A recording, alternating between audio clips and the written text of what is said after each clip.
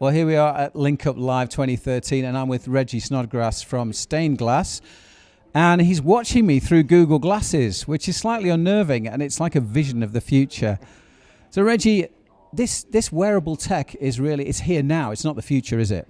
Yeah, absolutely. I think that people want to pretend that just because something's not in front of them that it hasn't arrived yet. But in reality, I mean, watches, smart clothing, that's been around for a few years. But now it's kind of hit this turning point, or this watershed moment where pretty soon that you're going to see this everywhere. You were talking before about people in business spotting trends, the next big thing. And you were saying, mobile apps and things are kind of history now. So you really think that the wearable tech is the next wave? It's the next thing that's coming along? Well, I think you'll still make money off mobile for years to come. But if you want to be on the bleeding edge of the trend and actually catch this next wave from a business opportunity, now is really the time to start developing. These platforms are already live. If you're early to market, you can actually learn enough so that you can stay competitive in the future. So if you take advantage of this moment when people are focused on building for yesterday's technology and focus on tomorrow's or even today's, I think that you had a real opportunity to really build something robust and learn to build the next robust thing that you do. Do you think it's kind of human nature that people want devices that fit their lifestyle? I think that we're creatures of habit. And so anything that allows us to maintain and encourage and move forward in those habits more easily, more simply, I think that's just akin to something deeply rooted in humanity. It's how our brains chemically work. So yes, absolutely. It's time saving and convenience, isn't it? Which is what the internet is all about. And you were saying earlier in your keynote speech, your glasses are linked to your home. So when you walk in your home, the glasses know to turn the lights on and put the heating on, stuff like that. Absolutely, yeah. So that actually was just rigged up this week. So when I go back, I'm going to be able to experience all of that stuff, which is really cool. It was like a dude, like you want your house to obey you, right? You roll in, obey me, house, do what I want. I don't have to turn on any light.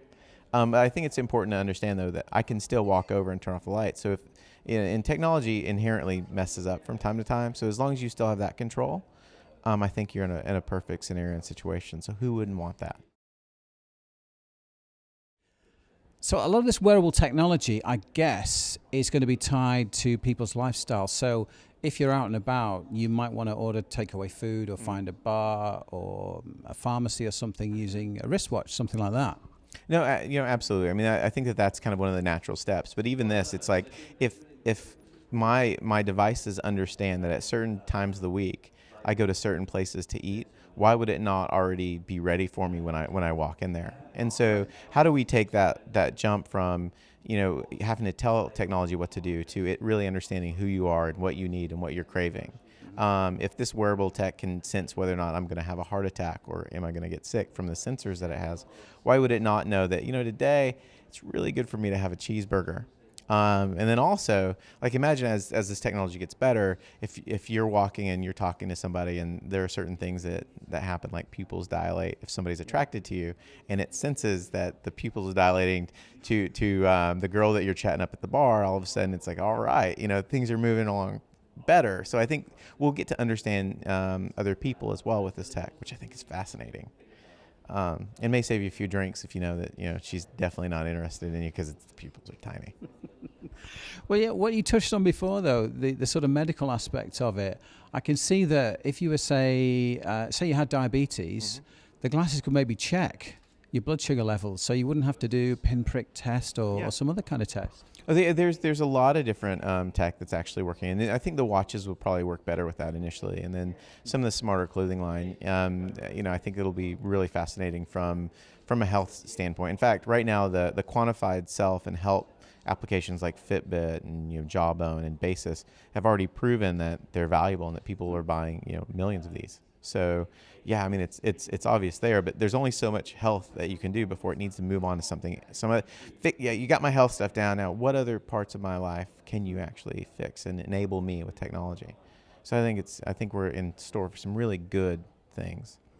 What about the privacy issue? Because some people will say, I don't want to walk down the street and have someone with Google Glasses watching where I go, what I do. I mean, how do you see governments and how's that going to work? Well, I would just say keep being uninteresting, and you'll be fine initially, right? But I like privacy is all just a way for I think governments to scare you because they don't understand how to regulate stuff and how to tax it. And in general, I mean, privacy has been dead. You give up so many things for the convenience of Facebook and the convenience of Gmail, and there's always a trade-off. Why would I not want companies to know how to market to me so I don't have to deal with all the other bullshit that comes my way?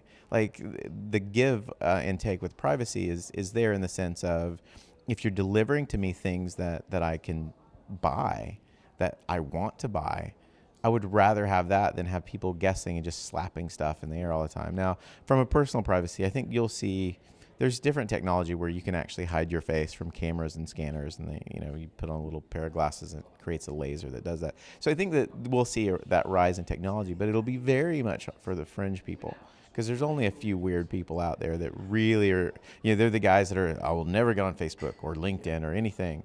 But you've got a whole generation of children that are growing up that only know those things, that only know the iPhone.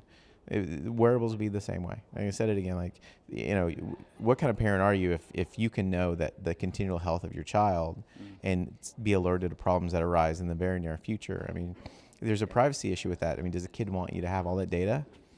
Well, should the kid even know?